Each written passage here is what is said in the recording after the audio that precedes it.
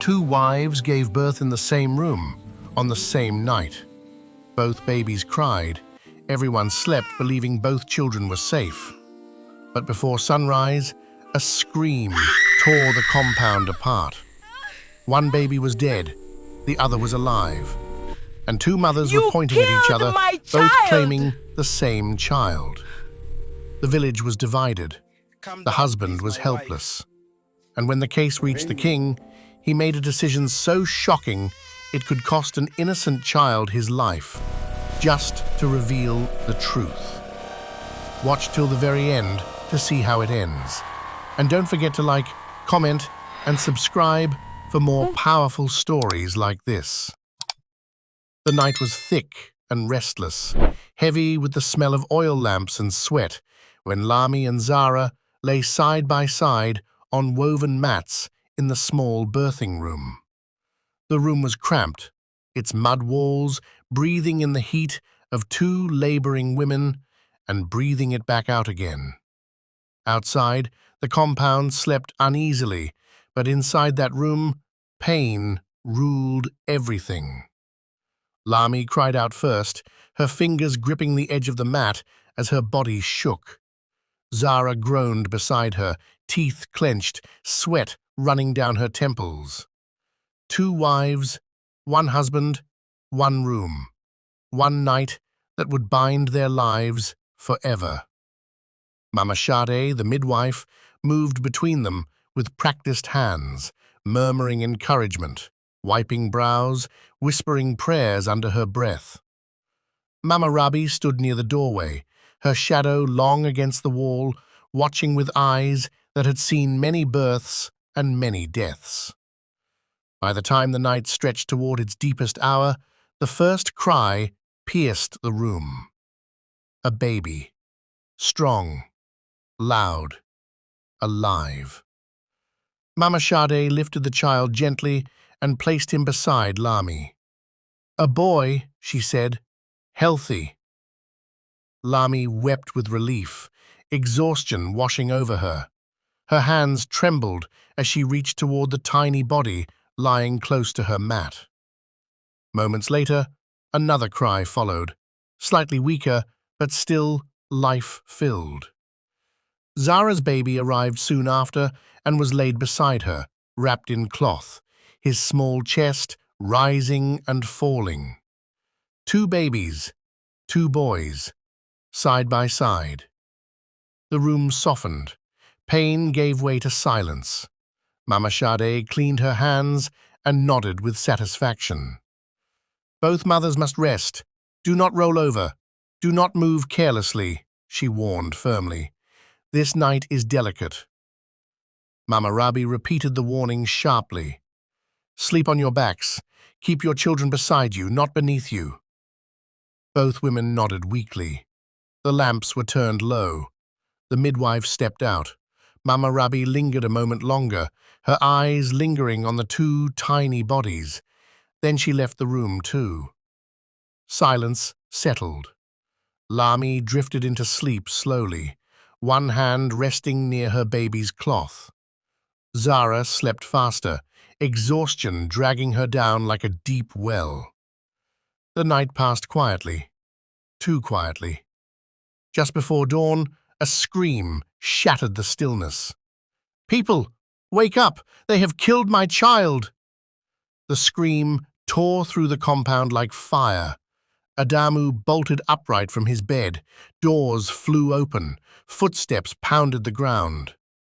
Zara burst out of the birthing room, her wrapper loose, her hair scattered, her face twisted with terror and fury. In her arms was a lifeless baby. "My son!" she screamed. "My son is dead!" Women rushed toward her. Mama Rabi stumbled forward, heart racing. "What happened? What happened?" Zara collapsed to her knees, rocking the child violently. "She killed him!" she cried, pointing back toward the room. "She slept on her child and crushed him. Then she swapped the babies while I slept." The words hit the air like thunder. Adamu froze. "Swapped the babies?" he whispered. Inside the room, Lami sat up suddenly, clutching the baby beside her. Her eyes were wide with fear. "What is she saying?" she cried. "What does she mean?" Zara's voice rose higher, drawing villagers from their huts. "She killed her own child and put him beside me. Then she took my living son and kept him for herself." The compound erupted into chaos. Women gasped, men murmured, fingers pointed. Mama Rabi rushed into the room and looked down at the child lying beside Zara's mat. The baby was cold. Her breath caught. She turned slowly to Lami's side. The baby there was warm, breathing, alive. Mama Rabi's heart pounded violently. 2 babies had entered the night alive. One was now dead, and 2 mothers were standing on opposite sides of the same truth. Zara screamed again, her voice cracking the dawn. "That living child is mine! She stole him! By the gods, she stole my son!" Lami clutched the baby to her chest, shaking. "She lies! This child came from my womb!" The village fell silent. The sun rose slowly over a household already torn apart. And the case of the living child had begun. The compound did not return to sleep after Zara's scream. Dawn crept in slowly, pale and uncertain, revealing a yard filled with fear, whispers, and accusation. Neighbors gathered in small clusters, their eyes darting between the birthing room and the spot where Zara still knelt, rocking the lifeless child in her arms. "My son! My son!" Zara cried hoarsely, her tears soaking the cloth wrapped around the tiny body. "He was alive when we slept. Alive!" Mama Shad, the midwife, pushed her way through the crowd, her face tight with alarm. She knelt beside Zara and gently checked the baby. Her hands lingered, her lips pressed into a thin line. Slowly, she shook her head. "The child is gone," she said quietly. A murmur rippled through the people. Some women covered their mouths, others shook their heads in disbelief. Zara lifted her face, eyes blazing. "Ask her!" she screamed, pointing toward the birthing room. "Ask her what she did in the night!" All eyes turned. Inside the room, Lami sat rigid on her mat, clutching the living baby tightly to her chest. Her body trembled uncontrollably. "I did nothing," she sobbed. "I slept where they told me to sleep. I woke up and heard shouting. That is all I know." Zara laughed bitterly. "You lie. You rolled over your own child and killed him. Then you placed him beside me and stole my living son." The accusation hit like a slap. Adamu stepped forward, his face pale. "Zara, think carefully. Words spoken in grief cannot be taken back." "Grief?" Zara spat. "Would you be calm if your child lay cold in your arms?" Mama Rabi raised her staff, silencing the murmurs. "Enough noise. Let us hear sense." She turned to Mama Shad. "You were here at night. Speak." Mama Shad nodded slowly. "Both women delivered living sons. I placed each child beside his mother. I warned them not to roll or sleep carelessly. Then I left." "Which baby was placed beside which woman?" Zara demanded sharply. Mama Shad hesitated. "The children were wrapped alike. I placed them carefully, but in the night, I was not here." Zara seized the opening. "You see," she cried. "She used the darkness. She killed her child and used the night to cover it." Lami shook violently. "Why would I kill my own child? What kind of mother do you think I am?" Zara's eyes burned. "The kind who wanted a son so badly she could not bear to lose him." The crowd stirred uneasily. Mama Rabi stepped into the room and examined the sleeping mats. She bent slowly, studying the positions, the creases in the cloth, the marks on the floor. Her face darkened. One child slept closer to the wall, she murmured. The other closer to the doorway. Zara pointed immediately. I slept near the wall. My child was near the wall, Lami cried out. That is not true. I slept there.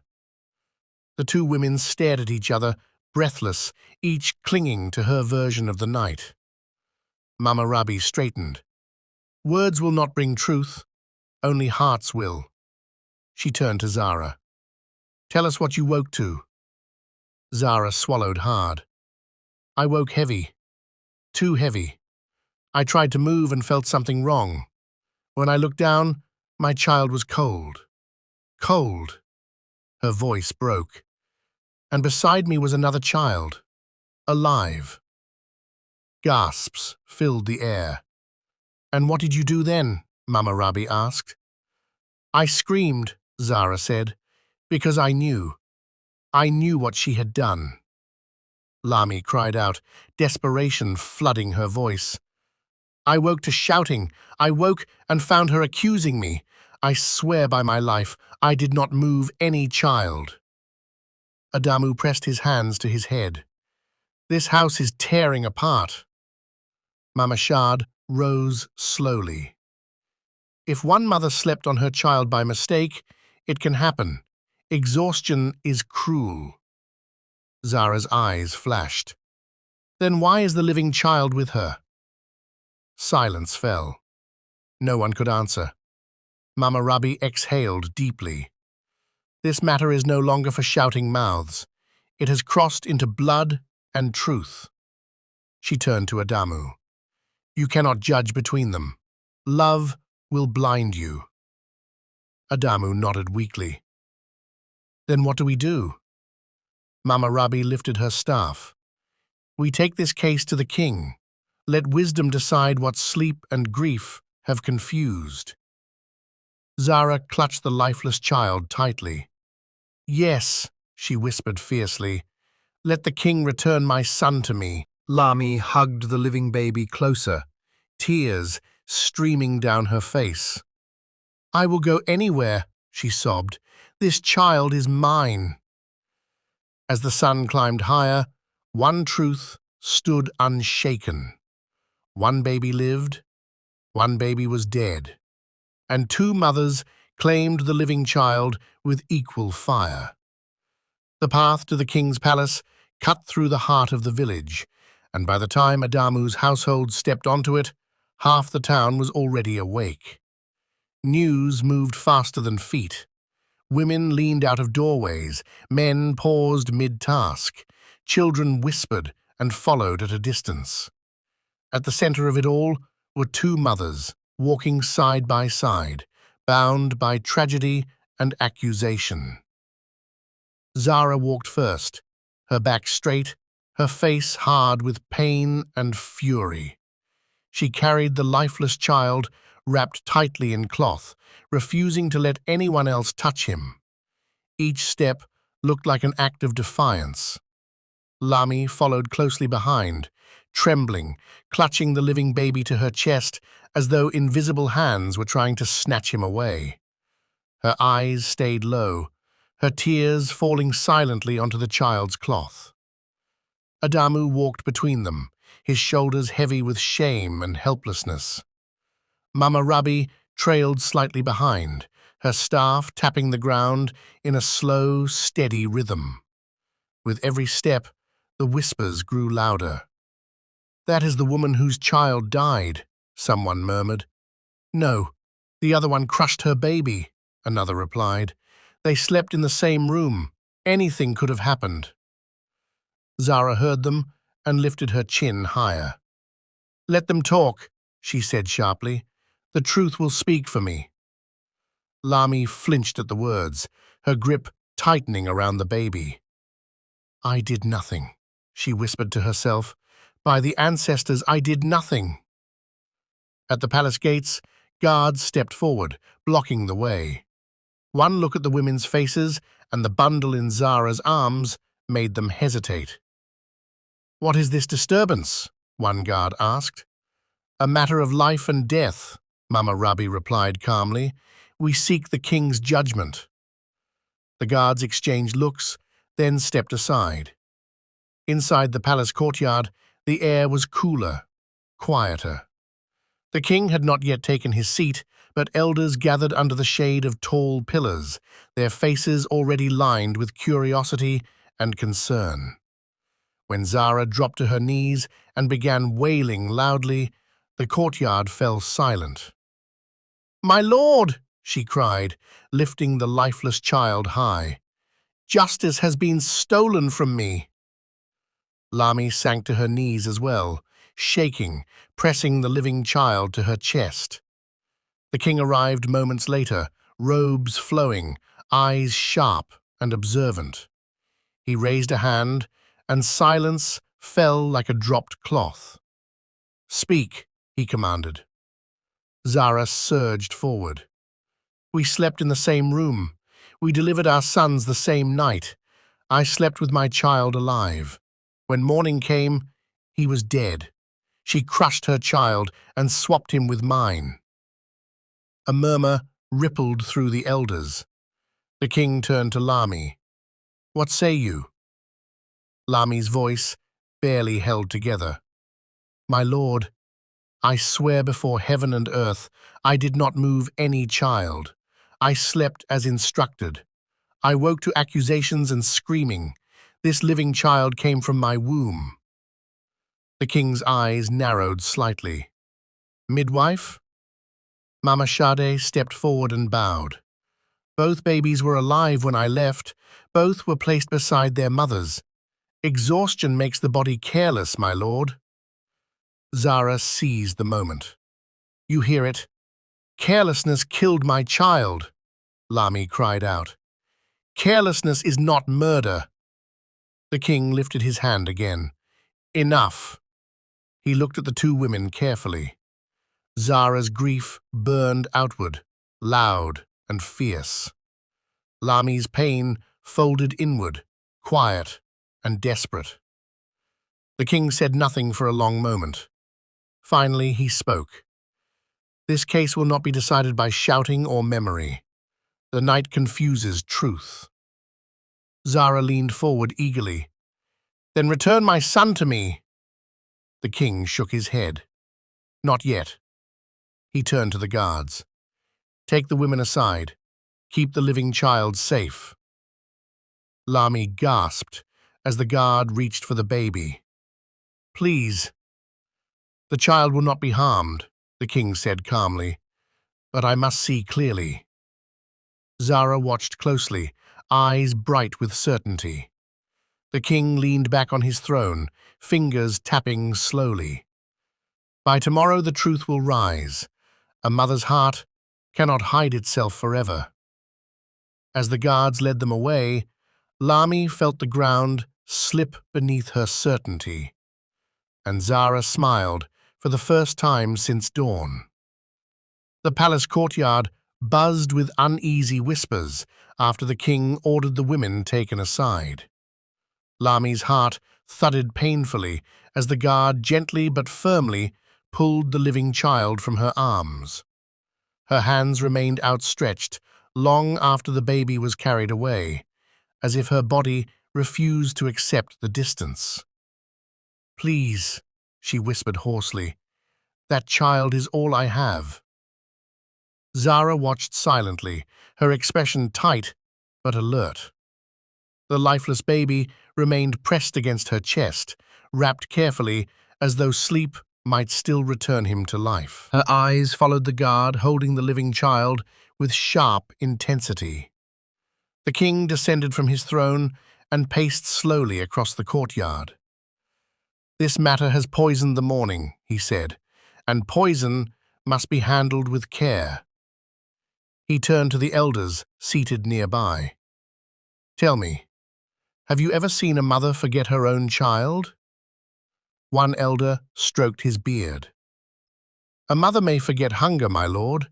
She may forget sleep, but she does not forget her child." Another nodded. "Yet exhaustion can cloud the senses." The king stopped walking and faced Zara. "You claim the living child is yours?" "Yes, my lord," Zara replied immediately. "My child slept alive beside me. When dawn came, he was dead. The living one was not mine." The king turned to Lami. "And you?" Lami swallowed hard. "My lord, the living child is mine. I felt him move inside me for months. I heard his first cry. I would never harm him." The king studied her face carefully, then gestured to the guard holding the baby. "Bring the child here." The guard placed the baby gently on a woven mat before the king. The child stirred and whimpered softly. Zara leaned forward. "You see? He responds to the air. He knows he belongs to me." Lami shook her head violently. "He is afraid because strangers surround him." The king lifted his hand. "Silence." He crouched slowly, observing the child. His fingers hovered above the baby, never touching. "Children do not lie," he said quietly. "But adults do, sometimes without knowing." He rose again and addressed the elders. "This case cannot be solved by memory. The night hides too much." Zara's voice sharpened. "Then punish her, my lord. Let justice be swift." Lami gasped. "Punish me? For breathing?" The king's eyes flashed. "You will not command justice in my court." Zara fell silent. The king turned to Adamu, who had stood quietly since arrival, his face pale. "You are the husband. Can you swear which child belongs to which woman?" Adamu's voice cracked. "My lord, I cannot. I was not in the room when sleep claimed them." A murmur of disapproval rippled through the elders. The king exhaled slowly. "Then we must search for truth where words fail." He motioned to the guards. "Separate the women. They will remain in the palace until this matter is settled." Lami cried out softly as she was led away. Zara followed with rigid composure, but her eyes never left the baby. As the women were taken to different corners of the palace, the king turned to Mama Shade. "Midwife, you warned them not to sleep carelessly." "Yes, my lord." "And one child died." "Yes." The king nodded grimly. "Then one woman carries not only grief, but guilt." He returned to his throne, his expression unreadable. "At sunrise tomorrow, I will reveal the truth. Tonight, let their hearts wrestle with themselves." As the palace gates closed behind the women, Lami wept silently in her holding room, praying with every breath. Across the courtyard, Zara sat upright, eyes open, lips pressed thin, whispering to herself, "Truth is on my side." High above them, the moon climbed slowly, indifferent to grief, waiting to shine on judgment yet to come. Night settled heavily over the palace, pressing against its walls as though the truth itself wanted to break free. Lami sat alone in the small holding room assigned to her, knees drawn close to her chest. The absence of her child felt louder than any cry. Every breath she took hurt. She pressed her palms together and whispered prayers into the darkness, begging the heavens to remember her innocence.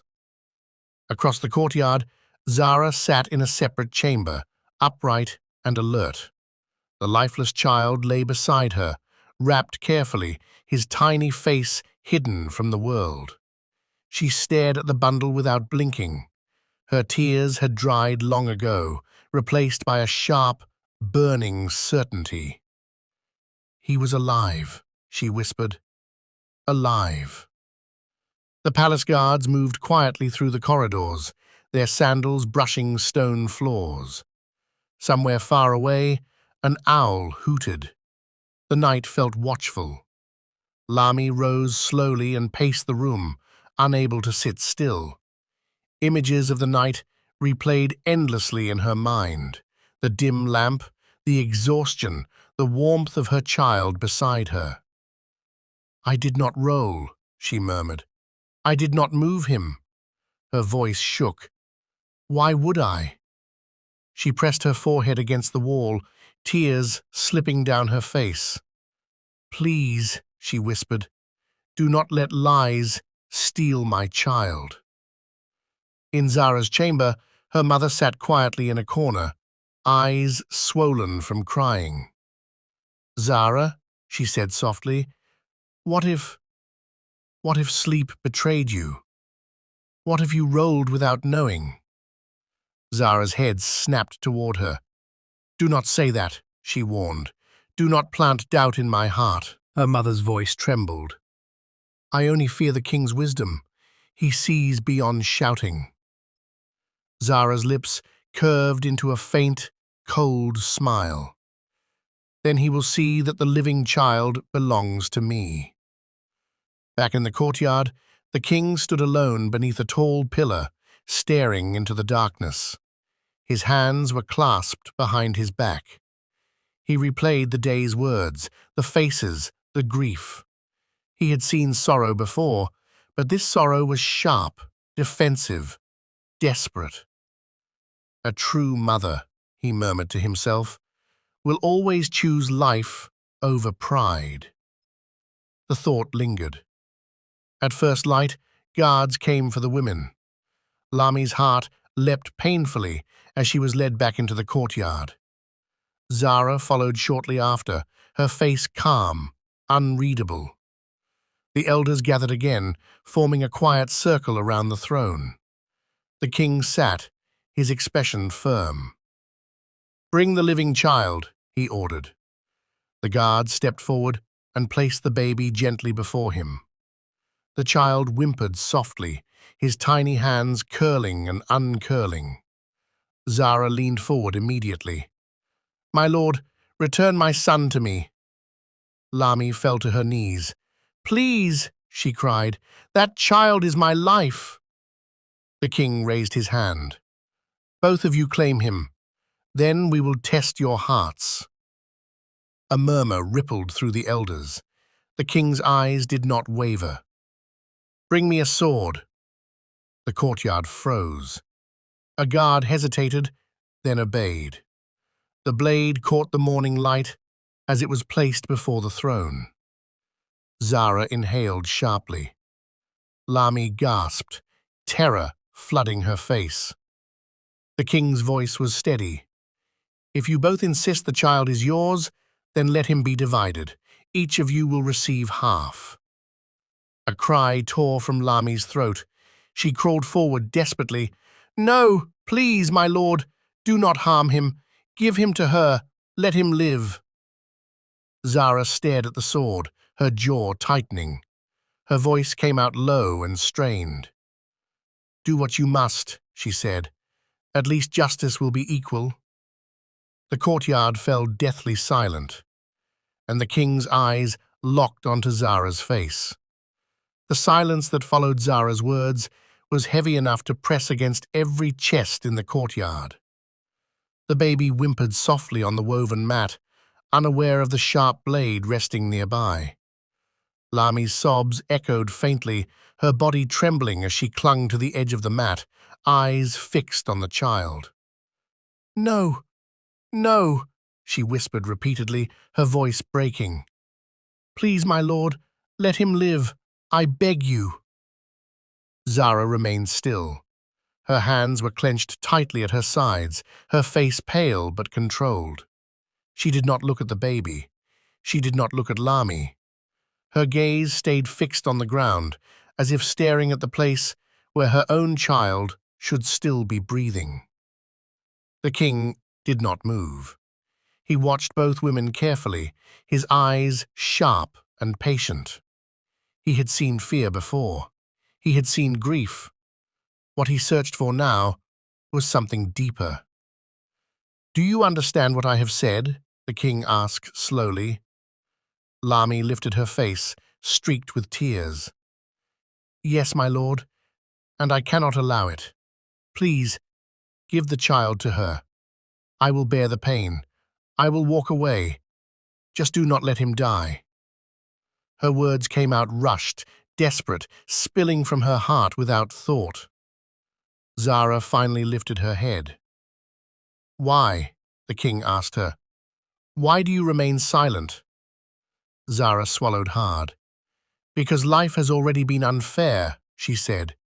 "If my child is gone, then fairness demands that I do not leave empty-handed." A murmur moved through the elders. The king's gaze sharpened. "You would rather see a living child divided than lose him entirely?" Zara's jaw tightened. "Pain does not negotiate, my lord." Lami cried out again. "That is not pain speaking, that is bitterness." Zara's eyes flashed. "You would speak of bitterness? You hold what I buried." The king raised his hand, silencing them both. He stood slowly and stepped closer to the child, looking down at the tiny face, the gentle rise and fall of the chest. "Listen to me," he said quietly. "This blade will not touch him." A collective breath escaped the courtyard. "But," the king continued, "the truth already has." He turned sharply to Zara. "A true mother does not measure fairness. She measures life." Zara stiffened. "You were willing to see this child die," the king said firmly, "so long as your grief felt balanced." Zara's lips parted, but no words came. The king turned to Lami. "You were willing to lose your child forever so long as he lived." Lami bowed her head, sobbing uncontrollably. The elders nodded among themselves, understanding dawning. The king straightened. "The living child belongs to Lami." A gasp rippled through the courtyard. Zara staggered back as though struck.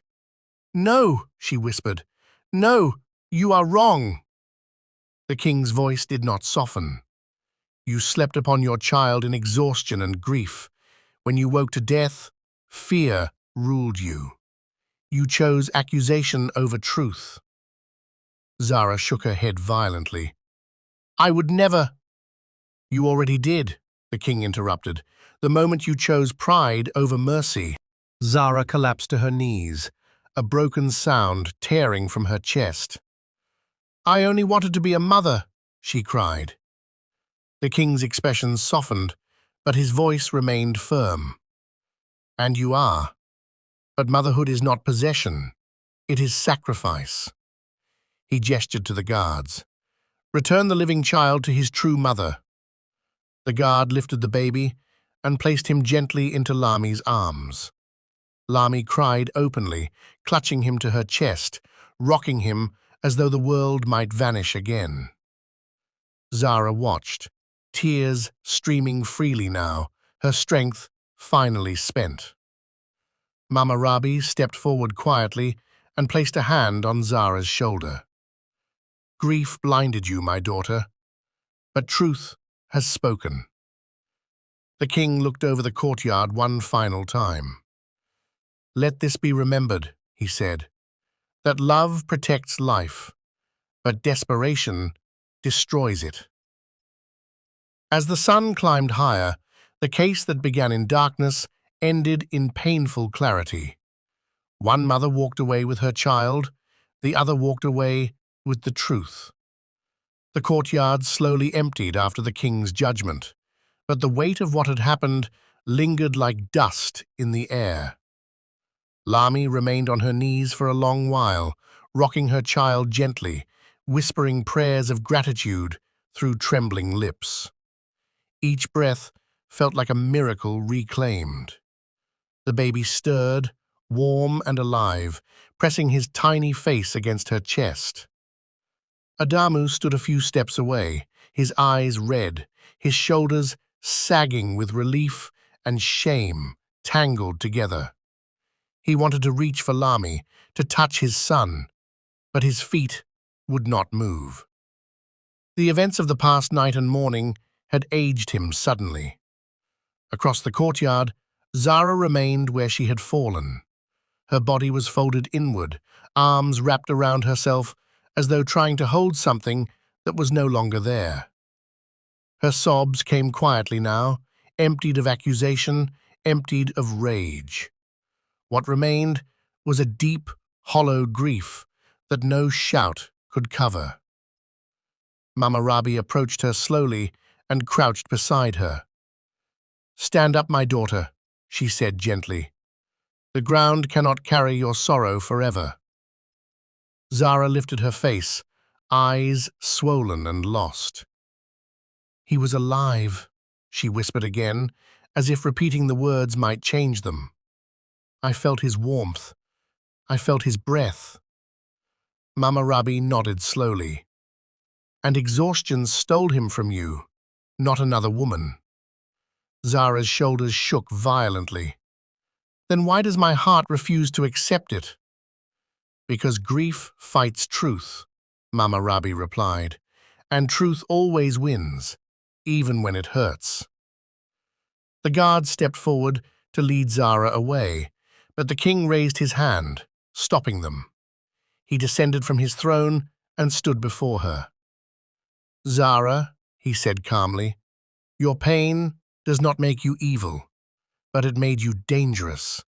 You must heal, or it will destroy you." Zara bowed her head. "I do not know how to live after this."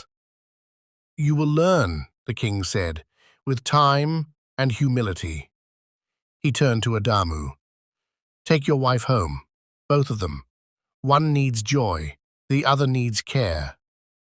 Adamu nodded silently. The journey back to the compound was quiet. Lami walked ahead, her child secured tightly against her, her steps cautious but steady.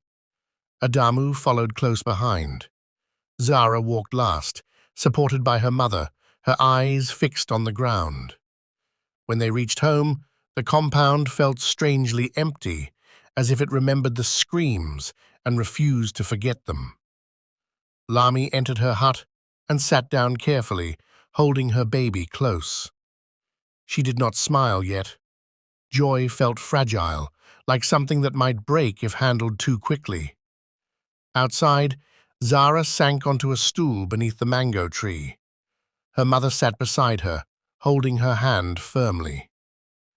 "I am sorry," Zara whispered suddenly. "I do not know who I was yesterday." Her mother squeezed her hand. "You were a woman swallowed by loss." Adamu stood between the two huts, unsure where to go. Finally, he spoke. "This house will not be divided again," he said quietly. "We will mourn what was lost and protect what remains." Zara nodded faintly, tears slipping down her face. That night, for the first time since the births, the compound slept without shouting. But the silence carried memory, and memory would not fade quickly. Morning light returned to the compound gently, as if afraid to disturb the fragile peace that had settled overnight.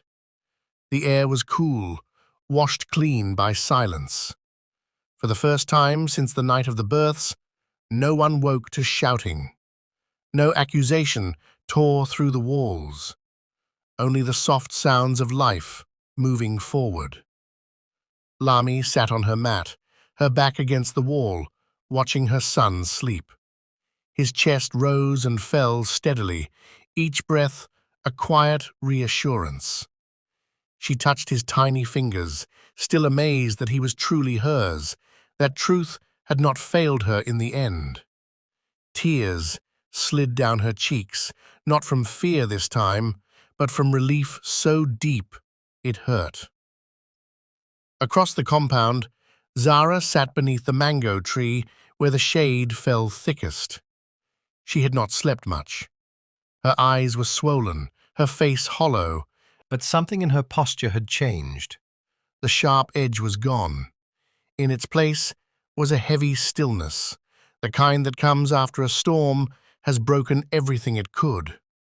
Her mother sat beside her, braiding her hair slowly. "You must eat today," she said softly. "Even grief cannot survive on emptiness forever." Zara nodded faintly. "I will try." Adamu moved between the two huts, unsure of his place, carrying the weight of a household nearly torn apart. He stopped when he saw Zara and hesitated before approaching her. "I failed you," he said quietly. "Both of you." Zara did not look up. "Blame does not return the dead," she replied, "nor does it change the living." He swallowed. "I should have protected you better." She finally lifted her eyes to him. They were tired, but clear. "No, I should have protected my own heart. Grief made me cruel. I see that now."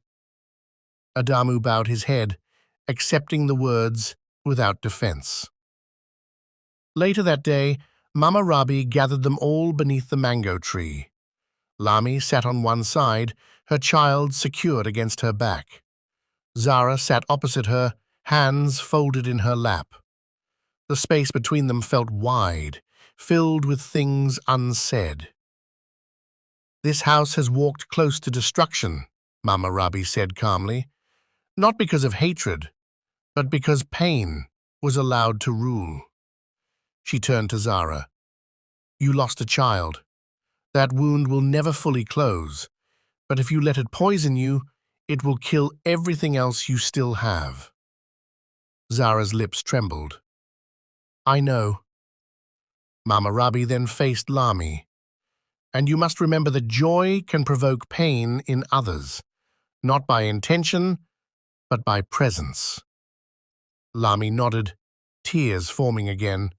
"I never wished her harm." "I know," Mama Rabi said. The old woman raised her staff slightly. "Let this be the last day this matter divides you. One child died by tragic mistake, one lives by grace. The king has judged. The truth has spoken." Zara took a slow breath and turned toward Lami. Her voice was barely above a whisper. "I am sorry. For the lies. For the hatred. For letting my grief turn into something ugly." Lami's heart tightened. She stood slowly and stepped forward, hesitation trembling through her body. Then she stopped and spoke gently. "I am sorry too, for surviving when you did not." The words hung between them. Zara nodded, tears spilling freely now. "May he forgive me," she whispered, speaking of the child she lost. As the sun climbed higher, life in the village resumed. Pots clanged, children laughed in the distance. The world moved on, indifferent but steady. That evening, as the sky turned gold, Lami sang softly to her son. Zara listened from beneath the mango tree, eyes closed, letting the sound wash over her like a prayer she did not know she still needed.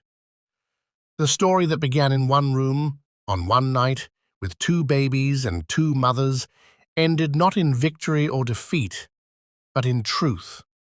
And truth, though painful, was enough to let life continue.